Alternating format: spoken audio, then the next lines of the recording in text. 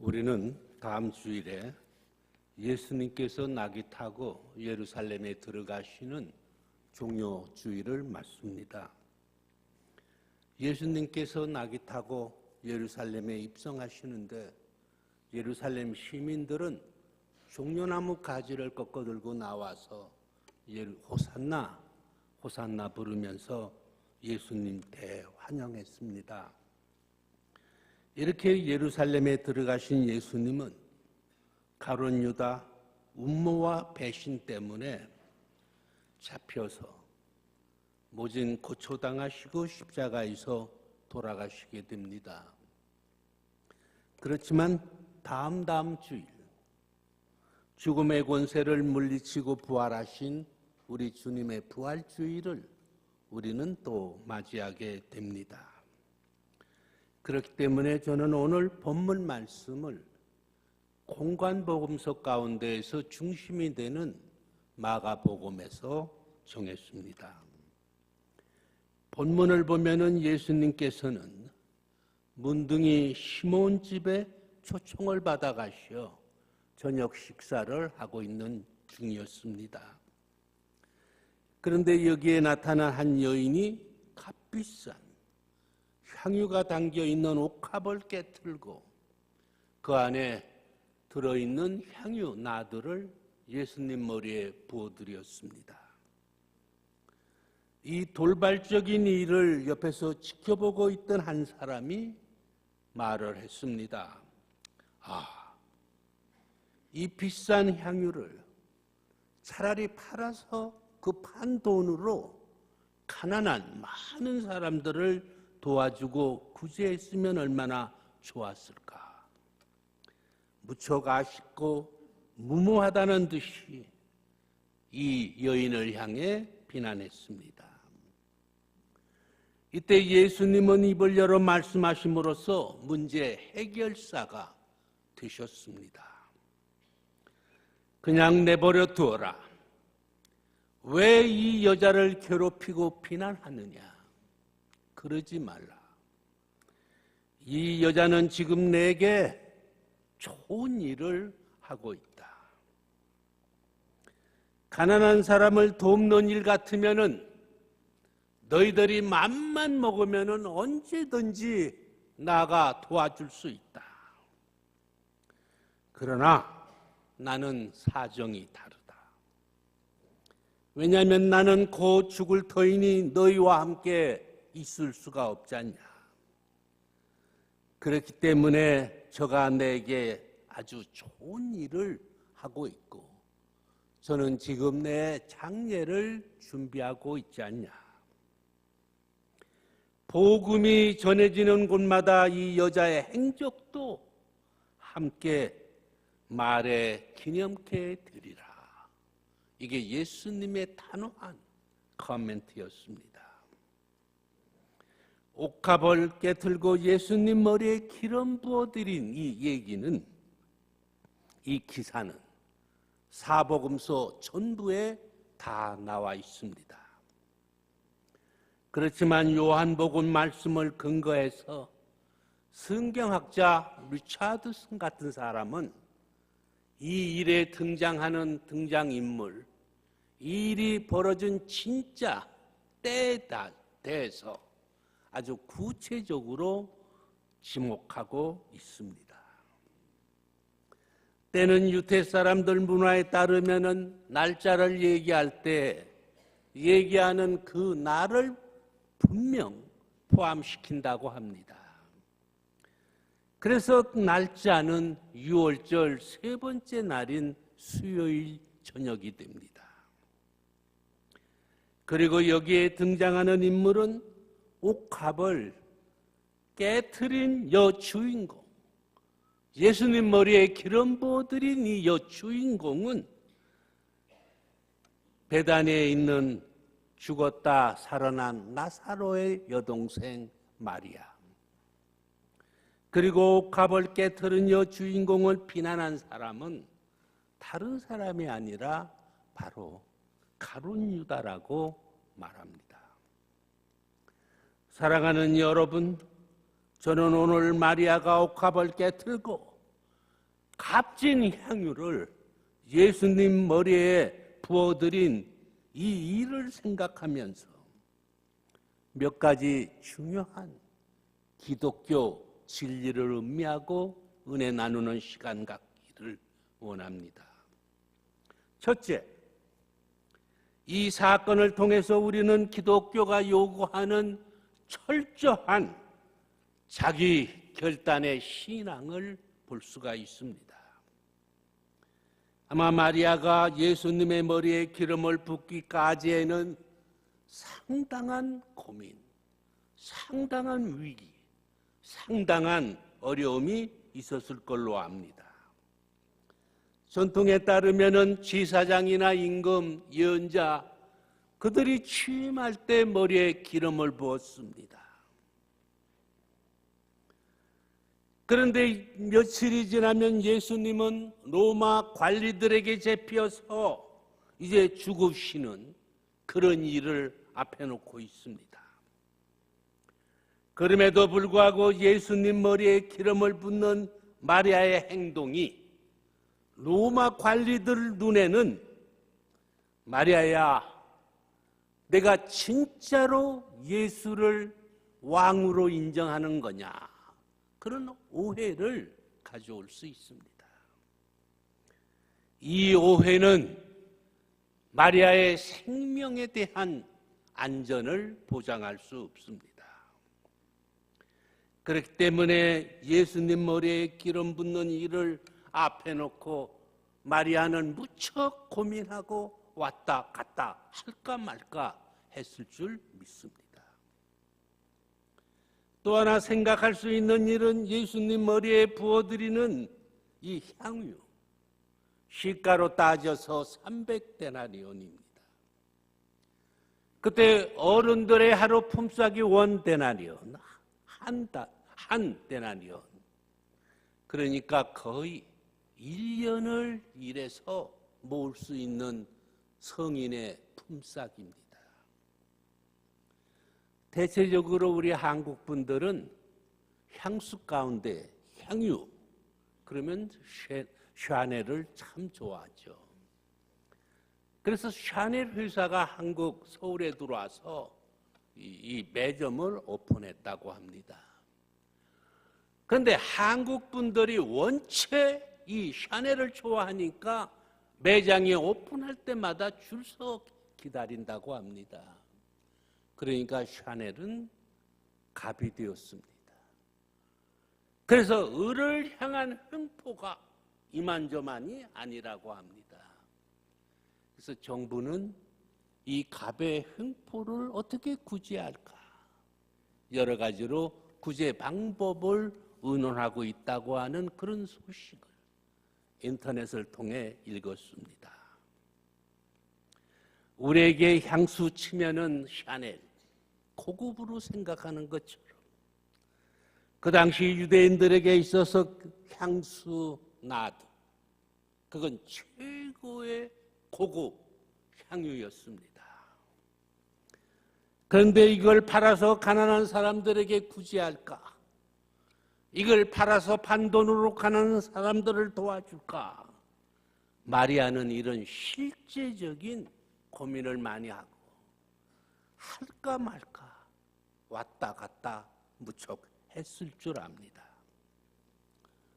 실존주의 신학자인 키르케고르, 여러분 많이 아시죠? 이 사람은 우리 앞에는 언제든지 매 순간순간마다 선택해야 할 문제들을 직면하게 된다.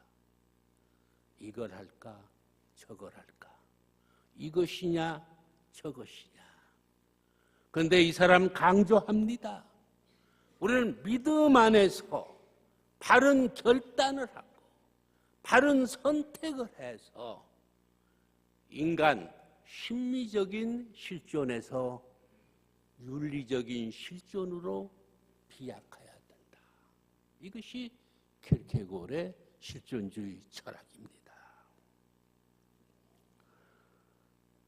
마리아는 지금 옳은 결단을 해서 옳은 결단을 통해서 예수님 머리에 기름 부어드리는 이 일을 행하게 되었습니다. 둘째, 마리아는 예수님 머리에 기름을 부어드리는 일, 이 일을 통해서 우리는 철저한 마리아의 그 사랑의 열정을 볼 수가 있습니다. 사랑의 열정으로 마리아가 예수님 머리에 향유를 부어드리는 이 돌발적 사건을 보고 필요 없는 일에 과소비하고 있다고 마리아를 비난하는 그 사람을 향해서 예수님 하신 말씀, 그 코멘트는 아주 단호합니다. 거의 모든 경우 부정적인 말들은 아주 가까운 사람을 통해서, 주변을 통해서 흘러나가게 됩니다. 그렇기 때문에 가까이 있는 가룟 유다를 비롯한 주변 사람들을 향해서 말씀하신 예수님의 말씀은 아주 분명합니다. 너희는 저를 가만두어라. 저는 지금 나를 위해서 좋은 일을 한다. 이렇게 아주 단호하게 말씀했습니다. 정말로 마리아는 예수님을 위해 예수님 머리에 기름을 부어드리는 굉장히 엄청 좋은 일을 했습니다. 좋은 일이라고 하는 헬라어, 이 표현은 두 가지로 표현된다고 합니다. 하나는 그냥 윤리적인 좋은 일, 도덕적으로 행하는 좋은 일, 이것은 헬란말로 아가토스. 그런데 윤리적 문제와 아무 관계없이 사랑 때문에, 내 사랑의 열정 때문에, 내 사랑의 동기 때문에 내가 행하는 선한 선행은 카로스입니다. 그래서 이 헬라 사람들은 이 좋은 일을 표현할 때 두 가지로 표현했다고 합니다. 사랑하는 여러분, 오늘 본문이 얘기하는 이 본문의 말씀은 절대로 윤리와 아무 관계없는 사랑으로 인해서, 사랑 때문에, 사랑의 열정 때문에 마리아가 지금 목숨을 걸고 예수님 머리에 기름을 부어드리는 카로스에 해당된다. 이것이 주석가 윌리엄 바클레이의 강조하는 점입니다. 죽을지도 모르는 마리아, 오해받을 그 오해 때문에 결국 생명이 위협받는 마리아. 그러나 사랑의 열정은 견딜 수가 없었다는 얘기입니다. 세 번째, 마리아가 예수님 머리에 향유를 부어드리는 이 일을 통해서 우리는 철저한 마리아의 헌신을 볼 수 있습니다. 값비싼 향유를 담았던 옥합, 그 그릇, 아마 이 옥합도 굉장히 비싼 옥합이었을 겁니다. 고급일 겁니다. 그런데 마리아는 이 고급 옥합을 깨트려 버렸습니다. 뭘 의미합니까? 마리아는 지금 내가 가지고 있는 이 기름, 지금 내가 가져온 이 향유, 이거 전체를 몽땅 다 내가 당신 머리에 붓겠습니다. 그 헌신을 암시하는 마리아의 강력한 결단이 이 옥합을 깨튼 행위 속에 내포되어 있다. 윌리엄 바클레이의 번역입니다. 사랑하는 여러분, 이 마리아의 이런 헌신, 우리가 다시 한번 음미해야 될 줄 믿습니다. 마리아가 기름을 담아온 옥합을 완전히 깼기 때문에 기름이 좀 남았을까 안 남았을까 단지를 흔들어 볼 필요도 없게 되었습니다. 마리아가 옥합을 완전히 깼기 때문에 가지고 온 향유를 좀 남겨서 어디다 감춰둘까 말까 생각할 필요도 없게 되었습니다. 가지고 온 모든 걸 다 아낌없이 부어드리는 마리아의 헌신, 이 데디케이션. 이것 우리가 배울 바 있다고 말합니다. 저는 오늘 이 아침 설교를 준비하면서 엘리야를 대접했던 사르밧 땅 과부 얘기를 생각했습니다. 사르밧 땅, 거기에 무척 흉년이 들어서 가뭄이 와서 결과는 흉년이 들었습니다. 그래서 살 수가 없어, 먹을 것이 없습니다. 그런데 하나님의 지시를 받은 엘리야가 사르밧 땅을 찾아갑니다. 엘리야가 성문에 들어서자마자 나뭇가지를 줍고 있는 과부 한 여인을 만나게 됩니다. 초면인데도 불구하고 엘리야는 이 과부에게 다가가서 청을 합니다. 여인, 집에 돌아가서 물 한 컵만, 그리고 빵 조각 한 조각만 나에게 좀 갖다 주시오. 여인이 대답합니다. 우리 집에는 떡은 한 조각도 없습니다. 다만 있는 것은 우리 집 밀가루통에 밀가루가 한 주먹 남아있을 뿐입니다. 우리 집 기름통에는 기름 조금 남아있을 뿐입니다. 그런데 나는 오늘 저녁에 밀가루통에 그 한 주먹 밀가루를 톡톡 털어서 나머지 기름을 가지고 빵을 만들어 우리 아들하고 함께 먹고 그 다음은 죽게 되겠죠. 이제 죽을 각오입니다. 그래서 지금 그 빵을 만들기 위해서 불 뗄 나뭇가지를 나와 죽고 있다는 여인의 하소연입니다. 그런데 이 사르밧 땅 과부는 엘리야의 그 요구가 생생해서 자기 아들과 함께 먹고 죽지 않고 엘리야를 대접합니다. 여기 놀라운 기적이 생깁니다. 그 이후에 놀랍게 이 과부집 밀가루통은 밀가루가 그치지 않게 계속 채워졌다는 얘기입니다. 기름통에도 기름이 그치지 않고 계속 채워졌다는 이 얘기입니다. 우리들의 헌신이 우리가 가지고 있는 것 전부 다 우리 주님께 바쳐 헌신하는 이런 순례 되시기를 바랍니다. 결론으로 말씀드리면 마가복음 14장 이 말씀 자체 그 시퀀스, 그 순서, 말씀 배열의 그 순서 자체가 우리에게 큰 은혜를 준다. 그걸 강조하는 성경학자가 있습니다. 마가복음 14장 처음에 열으면은 지금 말씀하는 이 마리아의 예수님께 기름 부어드리는 얘기입니다. 그 다음 이 얘기가 끝나면 뭡니까?